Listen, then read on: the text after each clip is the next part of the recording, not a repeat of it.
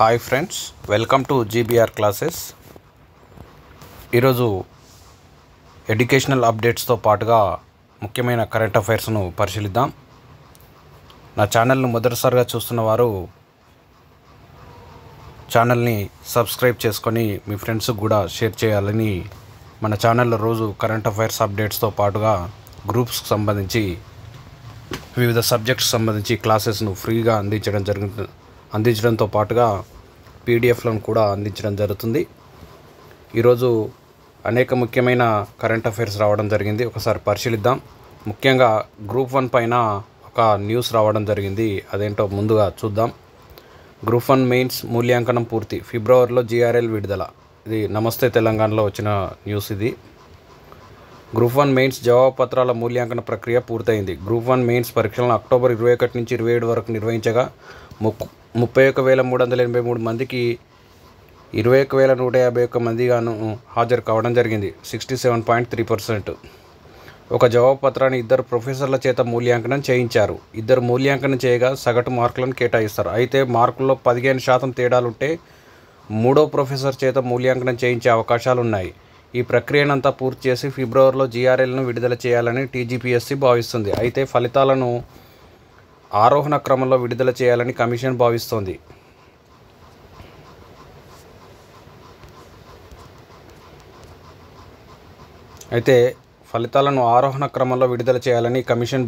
Group 1తో పాటుగా group 2, group 3 ఫలితాలను సైతం కమిషన్ విడుదల చేయాల్సి ఉంది.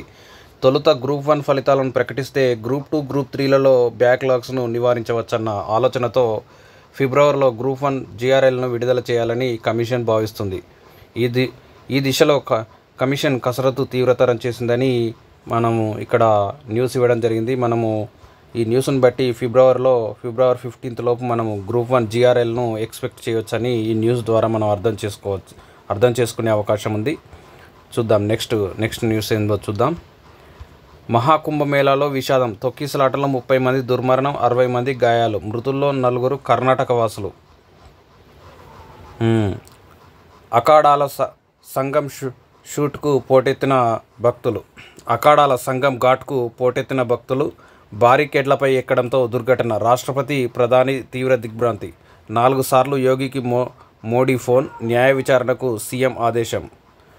మృతుల కుటుంబాలకు 25 లక్షల పరిహారం. ఇక్కడ ప్రయాగ్రాజ్లో జరుగుతున్నటువంటి కుంభమేళాలో తొక్కిసలాట జరిగి 30 మంది దుర్మరణం పాలయ్యారు. దీనికి సంబంధించి రాష్ట్ర ప్రభుత్వం 25 లక్షల ఎక్స్గ్రేషియా ప్రకటించిందని ఈ న్యూస్ తెలియజేయడం జరుగుతుంది. తర్వాత ఎమ్మెల్సీ ఎన్నికల పోలింగ్కి సంబంధించి షెడ్యూల్ విడుదల కావడం జరిగింది. షెడ్యూల్ విడుదల 7 ఉమ్మడి జిల్లాల పరిధిలో అమల్లోకి ప్రవర్తన నియమావళి. ఇక్కడ చూడండి, ఎన్నికల కోడ్ రావడం జరిగిందని ఇక్కడ ఇవ్వడం జరిగింది 7 ఉమ్మడి జిల్లాల్లో. ఇక్కడ చూడండి, నోటిఫికేషన్ ఫిబ్రవరి 3న, నామినేషన్ల దరఖాస్తుకు చివరి తేదీ ఫిబ్రవరి 10, పరిశీలన ఫిబ్రవరి 11, ఉపసంహరణకు ఫిబ్రవరి 13, పోలింగ్ తేదీ ఫిబ్రవరి 27, ఓట్ల లెక్కింపు మార్చి 3న మరి ఎమ్మెల్సీకి సంబంధించి ఉండడం జరుగుతుంది. తర్వాత ఇస్రో సెంచరీ 100వ ప్రయోగం విజయవంతం. NVS-2 ఉపగ్రహాన్ని కక్షలో ప్రవేశపెట్టిన GSLV F-15 నావిక్ సిరీస్లో భాగంగా మరి ఇది 2వది. చూడండి, ఇక్కడ GSLV F-15 వాహక నౌక నిప్పులు చిమ్ముతూ నింగిలోకి దూసుకెళ్ళింది. 19 నిమిషాల తర్వాత NVS-2 ఉపగ్రహాన్ని జియోసింక్రోనస్ ట్రాన్స్ఫర్ ఆర్బిట్లో ప్రవేశపెట్టడం జరిగింది. మరి ఇది భారతదేశంతో పాటుగా మరి చుట్టుపక్కల సరిహద్దు ప్రాంతాల్లో నావిగేషన్కు ఉద్దేశించిన ఉపగ్రహం ఇది. మరి దీనికి సంబంధించి నావిక్ సంబంధించి స్పెషల్ వీడియో చేసే ప్రయత్నం చేద్దాం. నెక్స్ట్, నివాస ప్రాంత ఆధారిత కోటా రాజ్యాంగ ఉల్లంఘనే, వైద్య విద్య PG ప్రవేశాలపై తేల్చి చెప్పిన సుప్రీంకోర్టు. వైద్య విద్య పోస్ట్ గ్రాడ్యుయేట్ కోర్సుల్లో రాష్ట్ర కోటా కింద నివాస ప్రాంత ఆధారిత డొమిసైల్ బేస్డ్ ప్రవేశాలను అనుమతించేది లేదని, అది రాజ్యాంగంలోని 14వ అధికరణాన్ని ఉల్లంఘించడమే అవుతుందని సుప్రీంకోర్టు తేల్చి చెప్పింది. ఇక్కడ చూడండి, ఈ కేసు ఏ విధంగా ఉందంటే మనకు చంపకం దొరై రాజన్ కేసు లాగే ప్రతిబింబిస్తుంది. ఇప్పుడు చంపకం దొరై రాజన్ కేసు మరి దేనికి సంబంధించిందో కామెంట్ సెక్షన్లో తెలియజేయండి. కనీసం క్వశ్చన్స్కైనా కామెంట్ సెక్షన్లో ఆన్సర్ చెప్పే ప్రయత్నం చేయండి. ఇది ఎగ్జామ్ పాయింట్ ఆఫ్ వ్యూలో ఇంపార్టెంట్గా భావించవచ్చు. ఇక్కడ సుప్రీంకోర్టు వైద్య విద్య నివాస ప్రాంత ఆధారిత కోటా రాజ్యాంగ ఉల్లంఘన అని తెలియజేస్తూ ఉంది. నెక్స్ట్, హాకీ జట్టు సారథిగా వందన. ఎఫ్ఐహెచ్ ప్రో లీగ్ హాకీలో పాల్గొనే భారత మహిళల జట్టుకు వందన కటారియా సారథ్యం వహించనున్నారు. ఫిబ్రవరి 15న భువనేశ్వర్లో ప్రారంభమయ్యే లీగ్ కోసం 24 మంది క్రీడాకారులతో భారత జట్టును ప్రకటించగా, మరి సారథిగా కెప్టెన్గా వందన కటారియా సారథ్యం వహిస్తుందని పేర్కొనడం జరుగుతుంది. నెక్స్ట్ చూద్దాం. కీలక ఖనిజాల అభివృద్ధికి 34,300 కోట్లు. ఇక్కడ రీసెంట్గా గ్రూప్ 2 జనరల్ స్టడీస్ పేపరులో ఈ కీలక ఖనిజాలు ఏంటివని ఒక క్వశ్చన్ రావడం జరిగింది. మరి ఇది కరెంట్ అఫైర్స్ పరంగా కూడా చాలా ఇంపార్టెంట్గా భావించవచ్చు.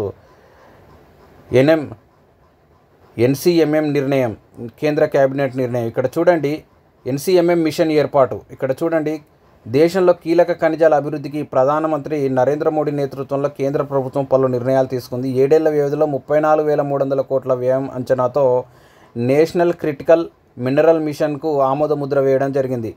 ఇక్కడ ఏం ఏర్పాటు చేస్తున్నారంటే నేషనల్ క్రిటికల్ మినరల్ మిషన్, అంటే ముఖ్యమైన ఖనిజాలకు సంబంధించిన ఆ మిషన్.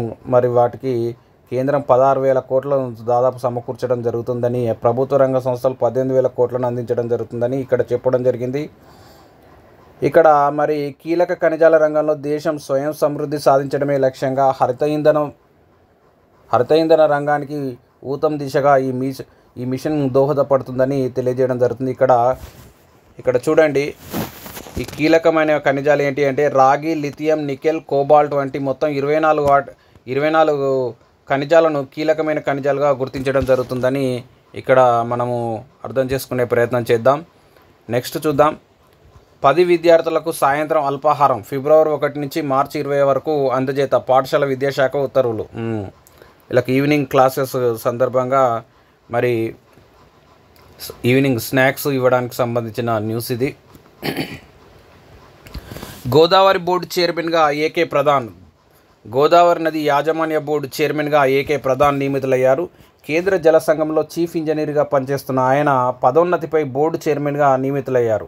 కొద్ది రోజుల క్రితం వరకు బోర్డు చైర్మన్గా పనిచేసిన ముఖేష్ కుమార్ సింహ కేంద్ర జల సంఘం చైర్మన్గా పదోన్నతిపై నియమితులు కావడంతో ఆయన స్థానంలో ప్రధాన్ నియమిస్తూ కేంద్ర జలశక్తి మంత్రిత్వ శాఖ ఆదేశాలు జారీ చేయడం జరిగింది. ఇక్కడ చూడండి, గోదావరి బోర్డు చైర్మన్గా ఏకే ప్రధాన్ నియమితులయ్యారని చెప్తున్నారు. ముఖేష్ కుమార్ సింహ స్థానంలో. ఆయిల్ పామ్ సాగులో అగ్రస్థానంలో నిలవాలి, సమీక్షలో తుమ్మల. వ్యవసాయ శాఖ మంత్రి మరి ఆయిల్ పామ్ సాగులో మన రాష్ట్రాన్ని అగ్రస్థానంలో నిలపాలని ఇక్కడ ఆయన ఆదేశాలు సమీక్ష సమావేశంలో తెలియజేయడం జరిగిందని ఇక్కడ చూడండి. బీచ్పల్లి, కల్లూరుగూడెంలో ఆయిల్ పామ్ పరిశ్రమల నిర్మాణానికి టెండర్ల ప్రక్రియను చేపట్టాలని ఇక్కడ ఇవ్వడం జరిగింది.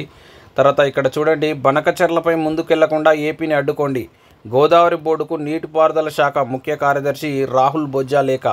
గోదావరి బనకచెర్ల ప్రాజెక్టు సంబంధించిన వివరాలను పూర్తిగా అందజేసి గోదావరి బోర్డులో చర్చించే వరకు ఆంధ్రప్రదేశ్ తదుపరి కార్యాచరణ దిగకుండా అడ్డుకోవాలని తెలంగాణ ప్రభుత్వం కోరడం జరిగింది. గోదావరి పెన్న అనుసంధానం పేరుతో 2016లో ఏపీ ప్రభుత్వం చేసిన ప్రతిపాదనను అడ్డుకోవడంతో ఇప్పుడు గోదావరి బనకచెర్ల రూపంలో అదే ప్రతిపాదనను ఇప్పుడు ముందుకు తెచ్చారని పేర్కొనడం జరిగింది. ఇది గోదావరి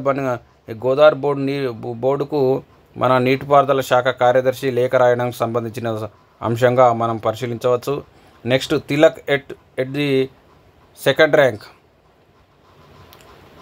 T20లో నిలకడ ప్రదర్శన సాగిస్తున్న Tilak Varma ICC test T20 ర్యాంక్లో సెకండ్ ర్యాంక్లో ఉన్నాడని చెప్తా ఉన్నాడు. ఇక్కడ ఐసీసీ ర్యాంకింగ్స్ ఇచ్చిన T20 ర్యాంకింగ్స్లో సెకండ్ ర్యాంక్లో ఉన్నాడు. ఫస్ట్ ర్యాంక్లో ఆస్ట్రేలియా బ్యాట్స్మెన్ అయినటువంటి మాథ్యూ హెడ్ ఫస్ట్ ర్యాంక్లో ఉన్నాడని ఇక్కడ మనం గమనించవచ్చు. తిలక్ వర్మ సెకండ్ ర్యాంక్ చేరుకున్నాడని మనం గమనించాలా. నెక్స్ట్, టీటీడీ తరహాలో యాదగిరిగుట్ట దేవస్థానం బోర్డు ముఖ్యమంత్రి ఆదేశాలు జారీ చేయడం జరిగింది. టీటీడీ బోర్డు మాదిరిగా మరి యాదగిరిగుట్ట దేవస్థానం బోర్డును ఏర్పాటు చేయాలని ముఖ్యమంత్రి రేవంత్ రెడ్డి ఆదేశాలు జారీ చేసిండని ఇక్కడ మనం గమనించవచ్చు. నెక్స్ట్, ట్యాంక్ బండ్ చుట్టూ పర్యాటక వలయం. ఫిబ్రవరి 10లోగా పర్యాటక విధానాన్ని సిద్ధం చేయాలని సూచించిన సీఎం. ఇక్కడ చూడండి, సమీక్షలో ట్యాంక్ బండ్ చుట్టూ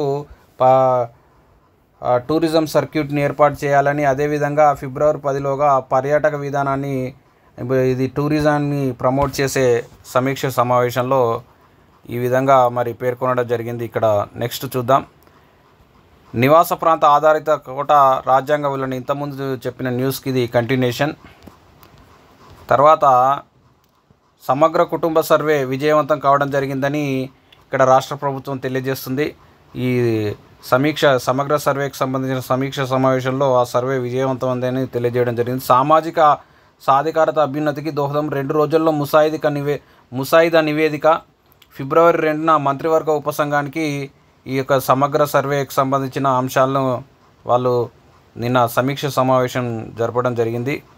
ఇందులో సమీక్షలో భాగంగా 3.5 లక్షల కుటుంబాలు ఆస్తులు చెప్పని వారు ఉన్నారని ఇక్కడ చూడండి. ఆస్తుల వివరాలు చెప్పని వారు 10 లక్షలకు పైగా.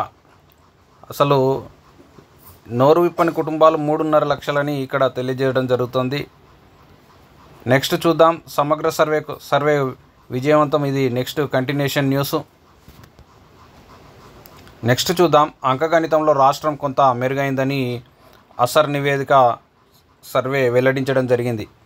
8వ తరగతి విద్యార్థులు 12వ స్థానంలో, 3-5 తరగతుల విద్యార్థులు 13వ స్థానంలో. రాష్ట్ర ప్రభుత్వం పాఠశాలల్లో అంకగణితంలో భాగంగా తీసివేతలు, భాగాహారాలను సరిగా చేయగలిగిన విద్యార్థుల శాతం తగ్గుతూ వస్తున్న దేశంలోని పలు రాష్ట్రాలతో పోల్చుకుంటే తెలంగాణ కొంత మెరుగ్గానే ఉందని ప్రథమ్ సంస్థ వార్షిక విద్యాస్థాయి నివేదిక అసర్ 2024 సర్వేలో తేటాతెల్లమైందని ఈ విషయాన్ని మనకు ఇవ్వడం జరిగింది.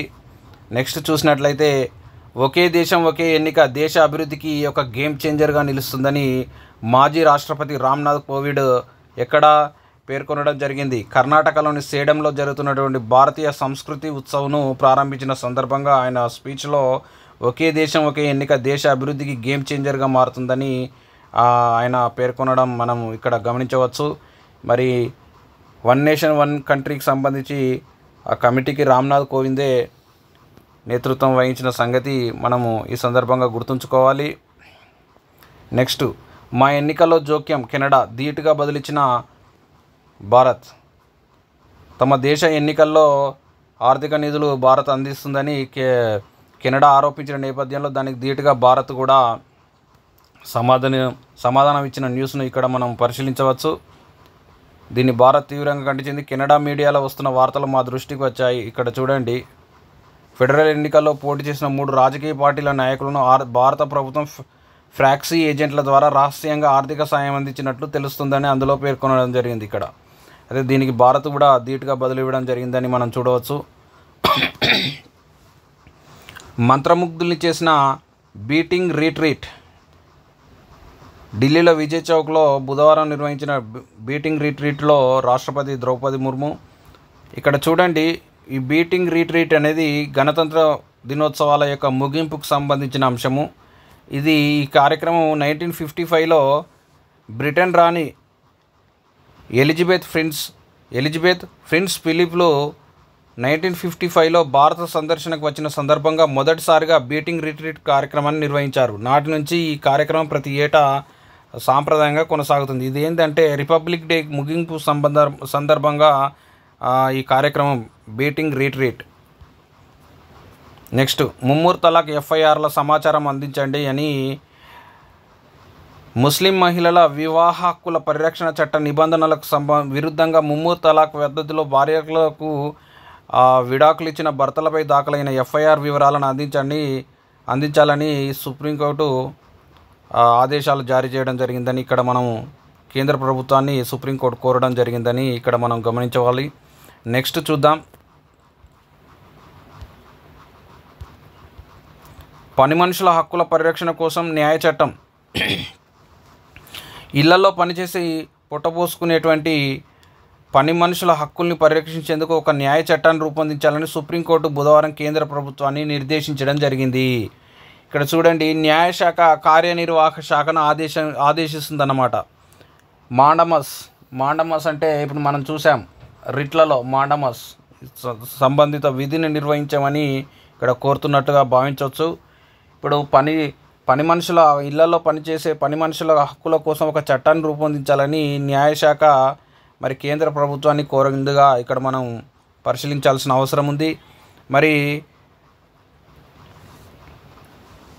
మనము తెలంగాణ హిస్టరీలో చూసాం, భాగ్యారెడ్డి వర్మ గారు ఇళ్లలో పనిచేసే వారి కోసం విశ్వగృహ పరిచారక సమ్మేళనాన్ని రూపొందించిన సంగతి ఈ సందర్భంగా మనం గుర్తుంచుకోవాల్సిన అవసరం ఎంతైనా ఉంది. నెక్స్ట్ చూద్దాం, సలసల కాగుతున్న సముద్రాలు అంతర్జాతీయ పరిశోధకుల వెల్లడి. మరి ఈ సముద్రాల్లో టెంపరేచర్ అనేది బాగా పెరిగిపోతుందని ఈ న్యూస్ యొక్క సారాంశము. 2023-24 మధ్య సముద్రాల ఉష్ణోగ్రత పెరిగింది. కర్బన ఉద్గారాలకు ఎల్నినో తోడైంది. సముద్రాల ఉష్ణోగ్రత రాబోయే 20 ఏళ్లలో మరింత పెరగవచ్చునని శాస్త్రజ్ఞులు హెచ్చరించడం జరుగుతుందని, సముద్రాల యొక్క ఉష్ణోగ్రత టెంపరేచర్ పెరుగుతుందని దీనికి సంబంధించిన న్యూస్ ఇక్కడ చూడండి. నెక్స్ట్ చూద్దాం, కొత్త సీఎస్ ఎవరు? ఏప్రిల్ 7న శాంతికుమారి పదవి విరమణ. కొత్త బాస్పై 2 నెలల ముందు నుంచే ఐఏఎస్ వర్గాలలో చర్చ. రేసులో రామకృష్ణారావు, శశాంక్ గోయల్, జయేష్ రంజన్, వికాస్ రాజ్. మరి కొత్త సీఎస్ ఎవరుగా మరి ఏప్రిల్ 7న ప్రస్తుత సీఎస్ పదవి విరమణ సందర్భంగా మరి కొత్త సీఎస్ని ఎవరని ఇక్కడ న్యూస్ ఇవ్వడం జరిగింది వెలుగు న్యూస్ పేపర్లో. నెక్స్ట్ చూడండి, 8 నెలల శాలరీ తీసుకొని వెళ్ళిపోవచ్చు. అమెరికాలో 20 లక్షల మంది ఎంప్లాయీస్కు ట్రంప్ మెయిల్. ఫెడరల్ ఉద్యోగులకు బైఅవుట్స్ ఆఫర్. స్వచ్ఛందంగా తప్పుకోవాలనుకునే వారికి ఛాన్స్. ప్రభుత్వ ఉద్యోగాల సంఖ్య తగ్గించడంలో తొలి అడుగు. పాకిస్తాన్కు విదేశీ సహాయం నిలిపివేస్తూ ఆర్డర్స్. ఇక్కడ చూడండి, ప్రభుత్వ ఉద్యోగులు స్వచ్ఛంద పదవి విరమణ చేయాలనుకునే వాళ్ళకు 8 నెలల జీతం ఉచితంగా అందిస్తామని మరి వీఆర్ఎస్కు ఆఫర్ చేస్తున్నట్టు ఇక్కడ మనము గమనించాల్సిన అవసరం ఉంది. 20 లక్షల మందికి ఉద్యోగులకు మెయిల్ పంపడం జరిగింది. వాళ్ళు స్వచ్ఛందంగా పదవి విరమణ పొందితే 8 నెలల జీతము ఫ్రీగా అందించి మరి వారిని రిటైర్మెంటు పంపించడానికి ఈ కార్యక్రమం ట్రంప్ గారు చేయడం జరిగింది. నెక్స్ట్ చూద్దాం, ఏఐతో హెల్త్ ప్రొఫైల్ రాష్ట్రంలో ప్రతి ఒక్కరికి తయారు చేస్తాం. మంత్రి శ్రీధర్ బాబు. ఇక్కడ చూడండి, ఆర్టిఫిషియల్ ఇంటెలిజెన్స్తో కూడిన హెల్త్ ప్రొఫైల్, ప్రతి ఒక్క పౌరుడి యొక్క హెల్త్ ప్రొఫైల్ తయారు చేస్తామని ఆ న్యూస్ యొక్క సారాంశం. నెక్స్ట్ చూడండి, చాట్ జీపీటీ, డీప్ సీక్ పోటీగా Alibaba AI. China commerce company Alibaba AI model Qwen 2.5 మ్యాక్స్ను లాంచ్ చేసింది.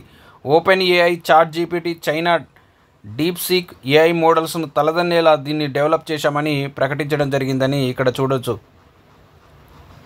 క్వెన్ 2.5 చాట్ జీపీటీ, డీప్ సీక్లకు పోటీగా Alibaba AI, China commerce company Alibaba AI model Qwen 2.5 మ్యాక్స్ను లాంచ్ చేసిందని మనం ఇక్కడ చూడొచ్చు. నెక్స్ట్ చూద్దాం, పోలవరం ముప్పుపై స్టడీ చేయండి. ఐఐటి హైదరాబాద్ను కోరిన రాష్ట్ర ప్రభుత్వం. పోలవరం ముంపు ప్రాంతాలు ఏ ప్రాంతాలు ముప్పు గురవుతున్నాయి, మరి ఎలాంటి ప్రత్యామ్నాయాలు ఏర్పాటు చేయాలని రాష్ట్ర ప్రభుత్వము ఐఐటి హైదరాబాద్ను కోరిందని ఇక్కడ న్యూస్ యొక్క సారాంశము. నెక్స్ట్ చూద్దాం, నలుదిక్కుల నుంచి నాగోబా భక్తులు. నేడు పెర్సిపెన్ బాన్ దేవతలకు పూజలు. నాగోబా జాతరకు సంబంధించి ఈ న్యూస్గా మనము గత 3 రోజుల నుంచి మనము పరిశీలిస్తున్నాం. మరి నాగోబా జాతర ఏ జిల్లాలోని ఏ ప్రాంతాల్లో జరుగుతుందో కామెంట్ సెక్షన్లో తెలియజేయండి. నెక్స్ట్, ఎల్పిఎస్సి డైరెక్టర్గా మోహన్. ప్రముఖ శాస్త్రవేత్త విక్రమ్ సారాభాయ్ స్పేస్ సెంటర్ ప్రస్తుత director M Mohan liquid propulsion system centre కొత్త డైరెక్టర్గా నియామకం చేయడం జరిగిందని ఇక్కడ మనం గమనించవచ్చు. కేరళకు చెందిన వ్యక్తి ఎం మోహన్. నెక్స్ట్, బ్రహ్మపుత్ర నదిపై జల విద్యుత్ కేంద్రం ఏర్పాటు. అరుణాచల్ ప్రదేశ్లోని బ్రహ్మపుత్ర నదిపై దేశంలోని అతిపెద్ద జల విద్యుత్ కేంద్రాన్ని భారత ప్రభుత్వం నిర్మించనుంది. ఇందుకోసం 1.5 లక్షల కోట్లు ఖర్చు చేయనున్నది. ఈ ప్రాజెక్టులో భాగంగా ఏకంగా 325 టీఎంసీల నీటిని నిల్వ చేసే రిజర్వాయర్ నిర్మించనున్నది. పర్యావరణ పరంగా ఆలోచిస్తే ఈశాన్య రాష్ట్రాల్లో పెద్ద జల విద్యుత్ ప్రాజెక్టులు నిర్మించడం ఏమాత్రం ఆమోదయోగ్యం కాదు. కానీ ఎగువన చైనా నిర్మిస్తున్నటువంటి అతిపెద్ద జల విద్యుత్ కేంద్రం నుంచి దిగువన బ్రహ్మపుత్ర పరివాహక ప్రాంతంలో ఎదురయ్యే ముంపును ఎదుర్కోవాలంటే ఈ జల విద్యుత్ కేంద్రాన్ని నిర్మించక తప్పడం లేదని మరి ఇక్కడ చూడండి బ్రహ్మపుత్ర నదిపైన హైడ్రో ఎలక్ట్రిక్ ప్రాజెక్టు నిర్మించడానికి సంబంధించిన న్యూస్గా మనం భావించవచ్చు. అరుణాచల్ ప్రదేశ్ రాష్ట్రంలో ఒక ప్రతిపాదన చేయడం జరిగిందని ఇక్కడ చూడండి. ఇంతకుముందు చెప్పిన న్యూస్, అమెరికాలో ప్రభుత్వ ఉద్యోగాల కోత, రిజైన్ చేస్తే 8 నెలల జీతం ఇస్తా, 20 లక్షల మందికి ట్రంప్ మెయిల్, సునీతా విలియమ్స్ను సేఫ్గా తీసుకురండి. దీనికి సంబంధించిన న్యూస్ మనము గమనించాము. నెక్స్ట్ చూద్దాం.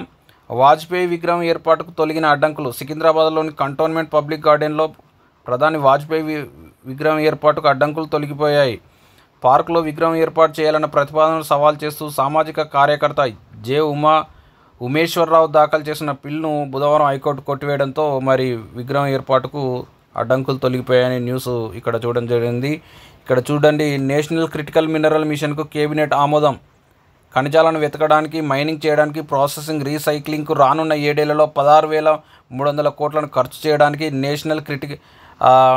నేషనల్ క్రిటికల్ మినరల్ మిషన్ను కేంద్ర ప్రభుత్వం ఏర్పాటు చేసింది. దీనికి కేబినెట్ ఆమోదించడం జరిగిందని ఇక్కడ మనం న్యూస్ చూడవచ్చు. ప్రభుత్వ కంపెనీలకు అదనంగా 18,000 కోట్లను ఇన్వెస్ట్ చేయడం జరుగుతుందని ఇంతకుముందు చూసాం. ఇది కీలకమైన ఖనిజాల అభివృద్ధికి నేషనల్ క్రిటికల్ మినరల్ మిషన్ను ఏర్పాటు చేయడం జరిగిందని ఇక్కడ మనం పరిశీలించవచ్చు. నెక్స్ట్ చూద్దాం. డీప్ సీక్ పోటీగా అలీబాబా ఏఐ, ఇది ఇంతకుముందే చూసాం న్యూస్. ఇది మళ్ళీ నమస్తే తెలంగాణలో ఇవ్వడం జరిగింది. నెక్స్ట్ కొన్ని కరెంట్ అఫైర్స్ ఇవ్వడం జరిగింది. ఇక్కడ చూద్దాం. భారత సైన్యాధిపతి జనరల్ ఉపేంద్ర ద్వివేది ఇటీవల ఏ దేశ సైన్యానికి గౌరవ జనరల్గా నియమితులయ్యారంటే నేపాల్. ఇదే తరహాలో నేపాల్ సైన్యాధిపతి జనరల్ అశోక్ రాజ్ సిగ్దేల్ భారత సైన్యానికి గౌరవ జనరల్గా నియమితులు కావడం జరిగింది. భారత్ నేపాల్ దేశాల మధ్య ఈ తరహా గౌరవ జనరల్ హోదా మార్పిడి ప్రక్రియ 1950 నుంచి కొనసాగడం జరుగుతుందని ఇక్కడ మనం పరిశీలించవచ్చు.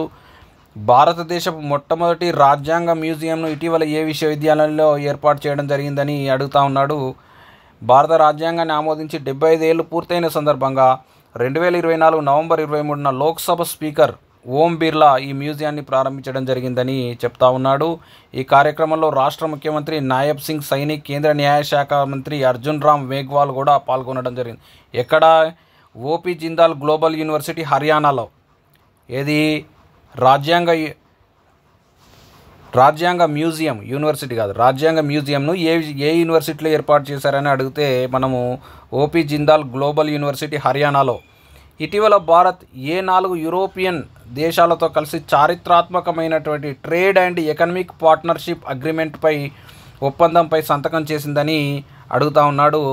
ఏ దేశాలతో కలిపి అంటే స్విట్జర్లాండ్, ఐస్లాండ్, నార్వే, లిచెన్స్టైన్ ఆ దేశాలతో కలిపి trade and economic partnership agreement పైన సంతకం చేసిందని మనము చెప్పవచ్చు. నెక్స్ట్ 12వ అంతర్జాతీయ టూరిజం మార్ట్ను ఏ రాష్ట్రంలోని కజీరంగా నేషనల్ పార్కులో నిర్వహించారు. ఇది అందరికీ తెలిసిన విషయమే.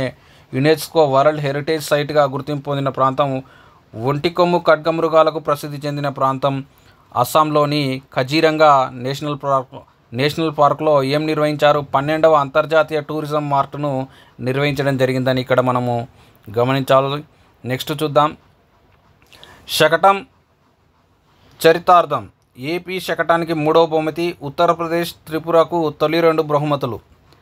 ఇక్కడ రిపబ్లిక్ డే సందర్భంగా శకటాల ప్రదర్శనలో భాగంగా ఉత్తరప్రదేశ్ రాష్ట్ర శకటానికి ఫస్ట్ ప్రైజు, త్రిపుర రాష్ట్రానికి సంబంధించి సెకండ్ ప్రైజ్ రాగా మన పొరుగు రాష్ట్రం, మన సోదర రాష్ట్రం ఏపీకి 3వ బహుమతి వచ్చిందిగా ఇక్కడ మనము గమనించవచ్చు.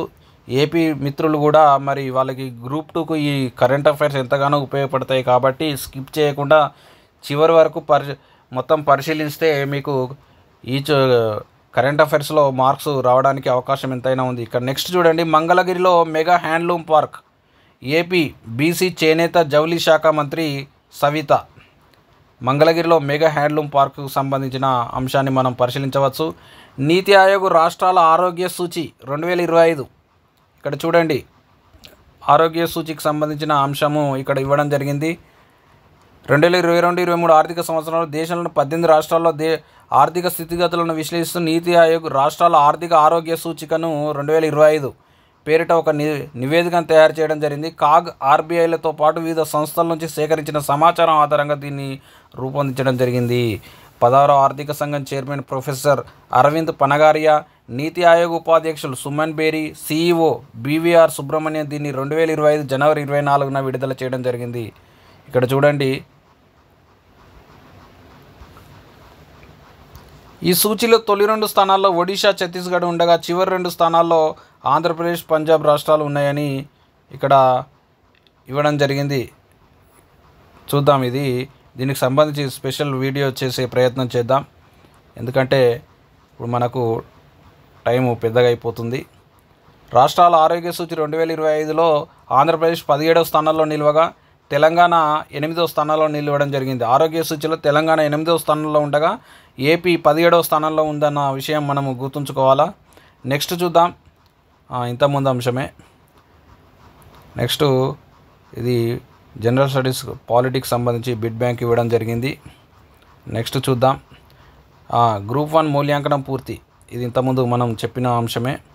ఆరోగ్య సూచిలో ఇది ఇంతకుముందు చూసాం. ఓకే, ఇంతటితో ఈరోజు కరెంట్ అఫైర్స్, ముఖ్యమైన ఎడ్యుకేషనల్ అప్డేట్స్ పూర్తయ్యాయని మనం గమనించవచ్చు. మరొకసారి ఇది గ్రూప్ 1 మూల్యాంకనం మరి ఫిబ్రవరిలో జీఆర్ఎల్ రిలీజ్ చేస్తాడని తెలియజేస్తూ ఉన్నాడు. మరి నా ఛానల్ను సబ్స్క్రైబ్ చేసుకొని డైలీ కరెంట్ అఫైర్స్, అదేవిధంగా తెలంగాణ మూమెంట్కి సంబంధించి రెగ్యులర్గా క్లాసెస్ చేయడం జరుగుతుంది. తర్వాత తెలంగాణ కల్చర్, సొసైటీ, పాలిటీ కూడా యాడ్ చేసి మరి గ్రూప్ 2 విద్యార్థుల కోసం ఎక్స్క్లూజివ్గా రూపొందించడం జరుగుతుంది.